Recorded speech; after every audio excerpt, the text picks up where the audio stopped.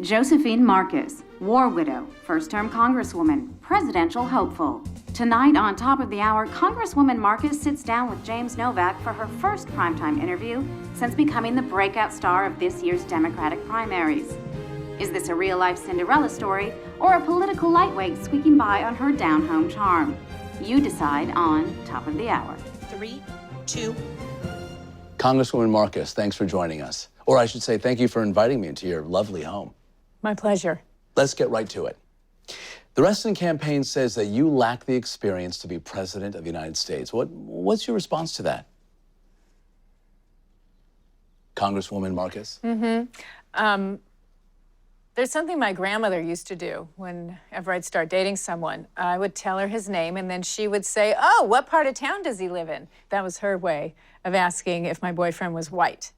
Oh yeah, my grandmother was an out-and-out racist. So I know what prejudice looks like. It's not about experience, James. It's about gender. Reston's saying, I don't have the balls to be president, and he means that literally. It's offensive. It's offensive to me and to all the women whose votes he's asking for. I'm sorry, are you saying that Governor Reston is sexist? Yes, I am. What the hell is she doing? And it's not just Governor Reston speaking in code about gender. It's everyone, yourself included. Excuse me? The only reason we're doing this interview in my house is because you requested it. This was your idea, and yet here you are thanking me for inviting you into my lovely home. That's what you say to the neighbor lady who baked you chocolate chip cookies. This pitcher of iced tea isn't even mine. It's what your producers set here. Why? Same reason you called me a real-life Cinderella story. It reminds people that I'm a woman without using the word.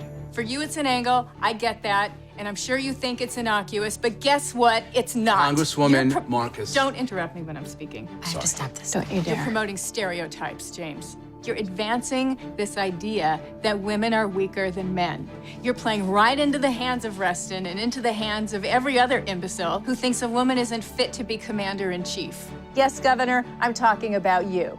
7 years I served in the United States Army, which is 7 more years than Governor Reston ever served. A fact you conveniently omitted from my intro. How about soldier?